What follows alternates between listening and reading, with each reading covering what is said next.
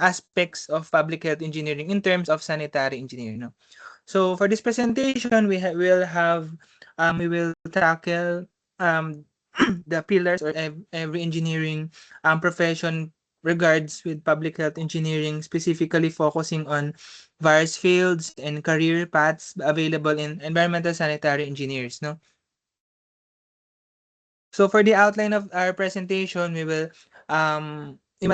look with different outline like public health engineering concepts, key fields of specialization, and the professional roles and careers that we will have an opportunity once we have graduated and once we passed sanitary engineering board exam. So first, public health engineering, to understand this field, we must look at this concept or philosophy that prevention is better than cure, while medical doctors focus on treating those who are already sick, yung may disease na, yung meron ng accumulation ng iba't ibang microorganisms sa katawan nila.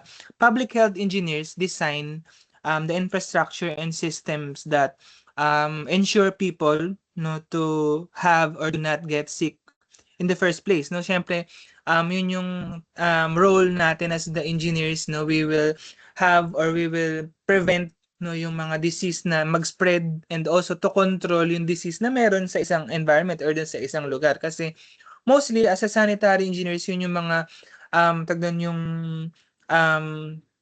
role natin. No? Kung ang doktor ay doktor para sa mga sakit, ang sanitary engineer si doktor ng environment. No? Ganun yung ibig sabihin. No? Yun yung pinaka-specifically na talagang ginagawa ng mga sanitary engineers is to protect environment na makaapekto sa human health. No? And mostly, ang scope natin is very broad, no, covering the safety of the air, water we drink, no, syempre, and also the management of hazardous waste, no, in sensitive environment like hospitals, no, mostly hospitals, industries, no, or industrial plants that uses or that gumagamit ng mga chemical substances in creating their products like fertilizers, ano pa ba yung mga substances na gumagamit ng iba't ibang chemical yung katulad sa mga sabon, mga cosmetics, yun yung mga isa sa mga pangunahin or major health concern, yung public health. As a public health engineers, yun yung isa sa mga pinofocus natin to protect. So doon pa lang 'di ba sa dami na ng mga industrial plants or companies na gumagamit or gumagawa ng mga iba't ibang mga products, doon pa lang ubos na yung sanitary engineer. So paano pa sila makakapasok sa Department of Health or any agencies, 'di ba? So yun yung isa sa mga nagiging problema to have a sanitary engineer talaga sa every government agency kasi sobrang kaunti lang natin noon. And minsan yung mga sanitary engineers pa na gumagraduate hindi naman talaga nakakapag-practice iba yung profession na tinapasok nila, no. So for the key fields of specialization, syempre, public health engineering is divided into several critical specialization of water quality and safety, vector control, institutional sanitation, air quality management, and the food sanitation. First is the water quality and safety. No? As a sanitary engineers, we design treatment plants. Di ba kung matatandaan nyo sa mga previous lessons natin, we design treatment plants, specifically sewage treatment plants, to strip or to mahiwalay natin yung biological and chemical contaminants from the water supply na ginamit ng tao. No? From that field, as a public health engineer, we ensure that the water quality is safe for drinking and safe for use, for human use. No? Second is vector control. No? As a sanitary engineer, we are capable or we have the idea or knowledge for solid waste systems, to eliminate breeding of grounds of microorganisms that carries diseases like mosquitoes, rodents, cockroach. No, yun yung mga isa sa mga ginagawa ng sanitary engineers. And kapag ka nasa field ka, wala tayong choice na makakakita ka ng daga, makakakita ka ng ipis, makakakita ka ng mga lamok, ganyan yung mga isa sa mga ginagawa ng sanitary engineers kasi yun yung natural habitat no ng mga gantong vectors or yung mga gantong mga um tawag doon ng mga species no na nakakaapekto directly sa katawan ng tao or sa atin no kapag yung rodents 'di ba na contaminate yung pagkain natin possible magkaroon tayo ng certain disease na pwede nilang dinadala no and also 'di ba kapag 'di ba naihi sila or yung mga ihi nila or waste nila na sumahalo no sa drainage natin tapos kapag bumaha tapos may open winds tayo 'di ba nagkakaroon tayo ng sakit no 'di ba.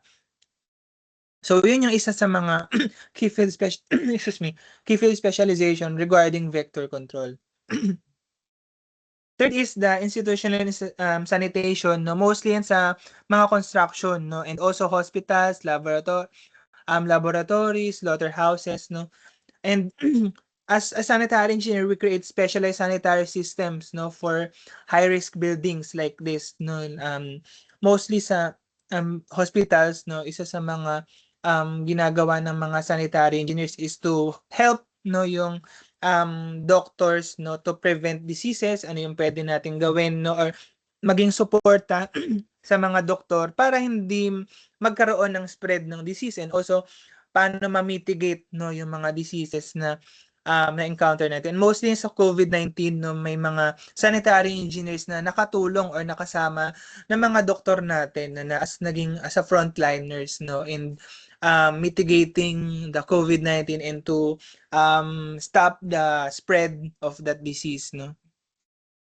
Yan yung mga isa sa mga tawag doon pinakamahirap no na trabaho ng sanitary engineer no kasi parang ano tayo kasama tayo ng doktor no kapag ka public health engineer yung in-specialize mo or finocus mo or tinahak mo no na specialization or job no kapag ka nakatapos ka ng sanitary engineers no. And the last is the air quality and the food sanitation. No, as sanitary engineers, we also manage no indoor air pollution. Syempre to prevent no the respiratory illnesses no katulad ng asthma, no, syempre yung paglaganap ng carbon monoxide and also yung tuberculosis or the TB no isa sa mga disease no na talagang tinatackle or kinokontrol ng mga sanitary engineers na mag-spread no kasi syempre ang mga gantong mga sakit common yan sa Pilipinas and mostly ang tuberculosis parang natural na siya kaya ngayon may mga cure na or may mga treatment na for tuberculosis pero as a sanitary engineers hindi natin gusto yun na mag-spread or magkaroon pa ng ibang mga fatality yung mga sakit na katulad nun no. And also no the layout of food processing plants no or syempre to prevent mass contamination ng food sanitation as a sanitary engineers we have an idea no to lay out no yung mga ituturo sa inyo kapag na take niyo na yung public health engineering and mostly yun yung mga isa sa mga nung ako kumukuha ko ng as a student no, ng sanitary engineers food sanitation yung nagustuhan ko no sa part ng public health engineering kasi parang sa atin sa Pilipinas maraming gustong magbenta ng pagkain 'no, 'di ba? Yung mga nagte-trending or nagha-hype 'no sa social media 'no. Before pa social media 'no, kahit wala pang social media nun dati, marami talagang mga kainan talaga lalong-lalo na sa Manila 'no, na maraming hindi nakakasunod sa food sanitation na, siyempre hindi naman natin makokontrol 'no. Siyempre lahat gusto magkaroon ng kita, magkaroon ng income. And hindi tayo puwedeng maging kontrabida para sa kanila kasi gusto nilang magkaroon ng opportunity or magkaroon ng livelihood, 'di ba? And as a sanitary engineer, we only guide no them na hindi naman lahat ng ginagawa nila is mali. No, parang tinuturuan lang natin sila kung paano yung tamang food management no kasi siyempre gusto nating maprotektahan yung tao siyempre and tayo din no na puwedeng maging customer nila in time no. So yan yung mga professional roles and careers no for a sanitary engineers because of the broad scope of a sanitary engineer we have also different no or career paths are very diverse no kumbaga marami kang pwedeng ang pasukan as a public health engineer pero mostly hindi natin yun na talagang hindi natin hindi tayo nagkakaroon ng major opportunity with this because we have we don't have enough laws no na nagse-secure no na dapat sanitary engineer yung kumukuha or nagiging trabaho niya is with this different roles no na meron sa Pilipinas no. Nasa sanitary engineer you might work no as an epidemiological data analyst wherein you are tasked no to have the health data no to design interventions no to disease in hospitals no or the different hotspots or pinaka yung major na meron bakit mas maraming tuberculosis dito sa Manila compared sa Bulacan no ganun yung ginagawa ng mga sanitary engineers to pinpoint no kung saan yung marami yung disease and kung maraming disease doon ano yung dapat gawin ng local government unit or the hospitals no dapat maging handa so yung hospital dito sa gantong sakit kasi talagang malala or epidemic or endemic yung diseases no dun sa isang area. Also no yung isa sa mga pwede nyo rin maging trabaho industrial hygienist no protecting workers from chemical and biological hazards no, na pwede nilang ma-encounter sa trabaho. Also healthcare no waste managers in hospitals and wash specialists no which stands no for water, sanitation and hygiene no. Wherein no you will have an opportunity to work with different NGOs no non-government organizations that focus on public health no. And also to provide no basic services to underserved areas katulad ng mga dumagat no yung mga malalayong lugar no na talagang hindi na aabot no ng mga sanitation kasi mostly sa Pilipinas no syempre 'di ba since we are a developing country we focus no on the economical aspect pa no ng bansa natin and yung environment and the public health or the human sanitation or human health no hindi talaga na-focus 'di ba yung health I mean yung mga health 'di ba yung health standards natin, yung hospital natin wala talagang sapat na budget, 'di ba? And isa pa sa mga nagiging issue pa 'di ba yung PhilHealth, kinuha pa yung budget no inilagay sa ibang inilagay sa ibang account no or yung ibang ginamit no sa ibang bagay na hindi naman focus is health no. Kaya isa sa mga nagiging talagang hindi na-focus is yung health natin. And also no in professionals natin yun yung mga iba't ibang pwede nating mapasukan no DOH no yung katulad sinasabi ko LGUs no and MWSS and the local water districts na meron sa ano natin sa province natin kung nasa province kayo. No, I have an opportunity no na magkaroon ng work no sa local water districts. And mostly kami yun yung yung part namin doon sa water district is to inform no kung paano gamitin yung tubig, kung ano yung dapat yung dapat na yung paggamit ng tubig na dapat hindi siya laging nakalagay sa timba no kasi pwedeng pamahayan ng mga lamok, syempre pwedeng maging makontaminate din no yun yung mga isa sa mga nagiging job ko nung nasa water district pa ako. No in the Philippines no DOH engineers no within the health facility development oversee no yung dinedesign no yung mga state ng hospitals, ensuring systems no like medical waste no autoclaves no yung pag-check ng mga gamit no or mga equipment na ginagamit pang pang opera no yun yung isa sa mga magandang opportunity no na gustong-gusto ko talaga nung nasa nung nag-aaral pa lang ako na sana magkaroon ako ng opportunity pero hindi nga ako nagkaroon kasi more on talaga sa plumbing yung nakuha ko no. And mostly no yung isa sa mga ginagawa din natin yung ang pag-implement no nung health sanitation code no yung PD 856 no we check no yung kung nasusunod ba ng mga ng mga doctors or yung mga sanitation unit no ng hospital kung ito ba yung tamang ginagawa nila no.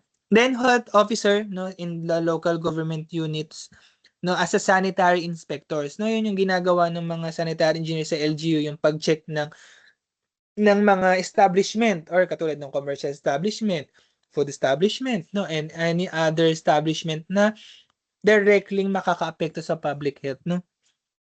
And mostly we conduct, no, check required issue, no, like kung makakita kayo, no, sa mga establishment ng sanitary permit, no, mostly dapat sanitary engineers yung talagang nagche-check, no, and nag-i-issue, no, ng ganung mga permits, no. Pero sa LGUs kasi since nga konti tayo, maraming engineers na talagang kumukuha ng part na yun. Minsan civil engineer na yung kumukuha or any municipal engineer na hinire or nasa local government units, no. We issue sanitary permits, no, to businesses and public public pools or any resorts, no, na meron sa vicinity ng area or isang local government or municipality. Then the last one is in local water districts, no, we ensure, no, that the water is safe and um potable, no, for drinking water, and syempre free from pathogens like microorganisms that carries cholera and typhoid fever, no. Yun yung mga isa sa mga mga topics or mga iaaralin nyo in the public health engineering course, no. Kasi more on sa atin, 'di ba, introduction lang, kumbaga kung ano lang yung pwede nating ma-impart ko na pwede nyong dapat paghandaan kapag kinuha nyo na yung course na 'to. Any questions, class? Nakakasunod naman lahat?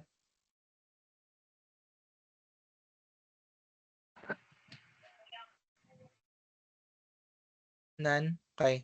Okay.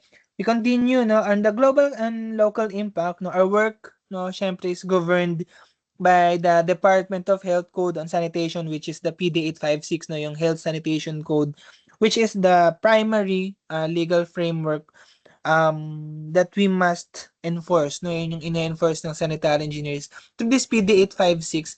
Ito yung guidelines natin, no. Ito yung pinanghahawakan natin na dapat gawin, no, sa mga ospital, no. And also ang impact, no, the impact of sanitary engineers in our government, no, mostly we can improve the sanitation, we can also direct address, no, issues like malnutrition. Also, 'di ba, yun yung mga isa sa mga ginagawa din ng mga sanitary engineers, which is food, no, which we provide, no, ang sa mga marami kasi talaga pang malnutrition ng mga bata sa atin sa Pilipinas kasi siyempre yung food source nila limited, no? And through our knowledge of may microbiology, food sanitations, no, we are helping DOH or any DSWD, no, to prevent or to promote, no, safe food sources, no. And also we are also isa sa mga frontline responders, no, yung kanina kong binanggit sa inyo. As nung nagkaroon ng COVID-19, pero hindi kasi ako wala ako sa Pilipinas kasi nung nagkaroon ng COVID-19, nasa Singapore kasi ako nun. So may mga naging classmates ako nung sanitary engineer na yun nga yung naging primary na naging trabaho nila ng COVID-19 is kasama sila sa hospital, na nagiging frontliner sila. Hindi sila pwedeng umuwi, hindi sila pwedeng makisalamuha na sa pamilya nila kasi nga sa hospital yung trabaho nila. And also, which is parang frontline talaga kasi prevention eh. Kung may COVID-19 dito sa kunwari Tondo, no, doon mas marami yung disease, na ano yung dapat gawin, no, ng mga health workers natin or yung mga workers na nagpe-prevent, no, ng disease na yun. Kaya more on ang sanitary engineers yung directly nagde-design kung ano yung dapat gawin, no, nung barangay na yun, ano yung dapat kailangan ba talagang isara or close down, no, yung mga ganun. Na isa sa mga tawag doon nagpe-prevent or nagse-seclude, no, ng mga taong na infect ng COVID-19. And mostly, no, as a public health engineers, no, may mga iba't ibang skills na dapat meron kayo. Yun yung ito yung mga different, no, na major topics nyo when you will take, no, the public health um public health engineering course, no, which is the microbiology, toxicology, risk assessment, community engagement, and others other matters, no, regarding public health. And mostly a core skill of a public health engineer is syempre controlling, no, different I mean communicable disease, no, like um infections, illnesses, no, and also through this essential skills, no, you will have the ability to calculate probability, no, yung mga math, no, ng public health, no, to kasi para ma-focus mo, para malaman mo kung saan yung maraming disease na ganito and bakit nangyayari to sa kanila, no. Yun yung mga ginagawa ng public health na maganda, no. Kumbaga parang na-ensure mo, no, yung yung I mean yung napoprotektahan mo yung public health from the environment, no? Isa sa mga parang fulfilling, no, ng mga public health engineers yung ganong ano, ganong aspeto ng trabaho nila. Mahirap and mahirap pero fulfilling, no, yung trabahong public health engineer kasi natutulungan mo yung ibang tao and also na nai-inform mo rin yung sarili mo, no, na pwede mong maging impart or ma-impart sa ibang I mean sa iba sa kahit pamilya mo, no, na nalalaman mo na dapat ito yung paggamit ng food, I mean paano maprotektahan sila, ito yung dapat paghuhugas, dapat ganito yung pagkain mo, dapat dito mo binibili, no, ganun yung isa sa mga isa sa mga benefits, no, ng mga public health engineers, no. And also, no, we address, no, non-communicable disease and communicable disease. No, syempre, communicable disease, no, from the word itself, communicable, no, those infections or illnesses that caused by pathogens like bacteria or viruses that spread, no, through air, water, and vectors, no, like rodents, no, cockroaches, and any other vectors na pwedeng panggalingan, no, ng mga disease na to. And as a sanitary engineers, we combat or we are capable, no, in preventing these diseases, and we treat, no, our I mean we treat the environment, no, or we target different environmental factors na para hindi kumalat yung mga gantong type na infectious disease, no. Communicable disease is also known as infectious or transmissible disease, no. These are illnesses caused by specific biological agents, no. Kumbaga, communicable disease is yan, syempre, isa yun yung mga COVID-19, tuberculosis, cholera, dengue, and malaria, no. Ito yung mga isa sa mga top, no, na mga sakit na talagang kinokontrol, no. And yung COVID-19, yun yung recently, no, na talagang malaki yung part ng sanitary engineers in preventing this kind of disease, no. And also, no, ang mga sanitary engineers kasi malawak nga kasi yung I mean yung role na pwede nilang pasukan, and hindi na nila na-explore pa yung ibang aspect, no, kapagka eto na yung pinasok nila na trabaho. And also non-communicable disease is often called as chronic diseases. These are illnesses that are not passed from person to person. To us, as sanitary engineer, we also have knowledge, no, in preventing these diseases, no, or different diseases like heart disease, no, cancer, and yun, asthma, no. Ito yung mga isa sa mga ginagawa, no, ng mga sanitary engineers to control the spread of these diseases and to minimize, no, yung impact nito sa human health natin. So yan. And also, no, we also have knowledge in sanitation hygiene, no, applies knowledge with principles in public health. We also have the knowledge in occupational life and safety, and also the disposal ng dead bodies, 'di ba? Kung paano mag-imbalsa mo. No, may mga ganun din na parte, no, ng mga tao kasi 'di ba kapag inimbalsa mo yung mga yung mga um contaminated or yung mga vital organs, no, na nasira or na-damage, so siyempre kailangan tama yung disposal nun. Kasi kapagka hindi tama yung disposal ng mga ganong waste, possible makaapekto pa siya dun sa environment or hawa pa siya, no, dun sa ibang areas, no, ng pwedeng sa water or pwedeng sa soil, no, kapagka hindi proper yung disposal niya, no. Then also vital health indices, no, which is the applications of biostatics and biostatistics. No, biostatic refers to a substance or conditions that inhibits the growth and reproduction. Wherein it refers, no, with different conditions like pH levels, mga ganun, microbes, no, kumbaga fino-focus ito kung paano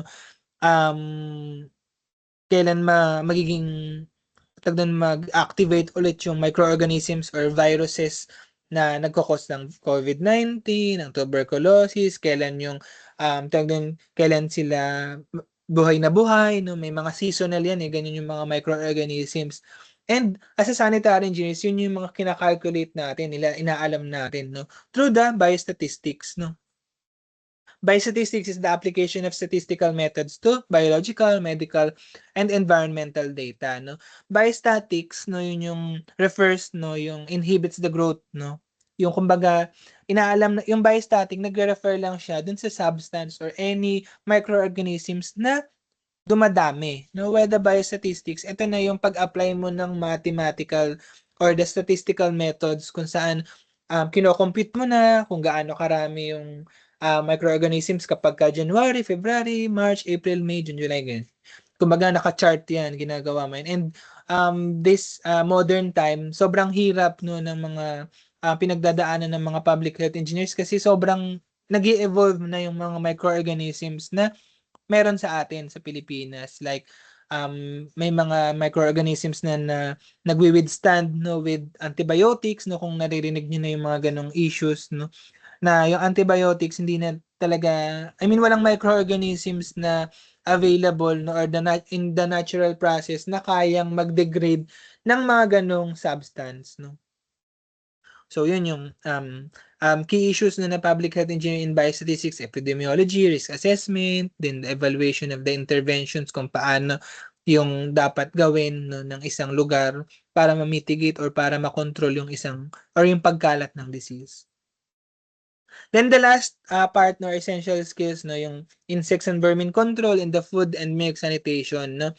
To this part, no, yung mga essential skills na to, yun yung mga ikaw yung sanitary engineer, no, ikaw yung bakit maraming daga, ano yung dapat gawin, no, na mitigation source or mitigation measures, no, ng LGU para makontrol yung dami ng daga, ano yung dapat gawin para matanggal yung mga lamok and also other disease control microorganisms na directly dumadami, no.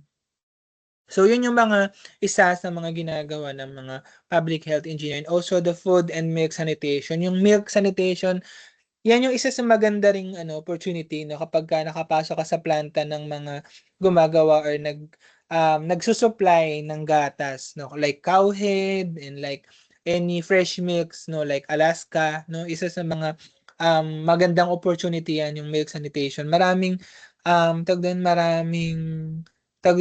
pwede kang ma-explore, no, kapag ka nasa food and milk sanitation ka. And also bilang mga sanitary engineers, maraming opportunity na pwede tayong maging role, no, in public health engineering. Pero more on ang nagiging trabaho talaga natin is dun sa construction part pa lang. And also in public health engineering, no, this about more than just, no, na kasi 'di ba tayo, no, pagka narinig natin public health engineer, public health, environment, no.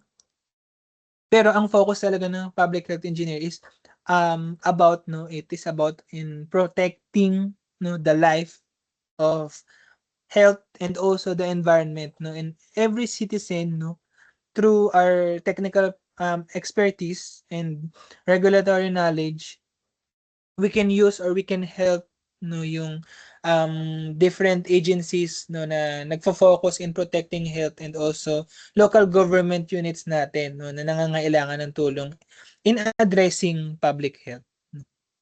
So yan. Any questions, class, regarding public health engineering?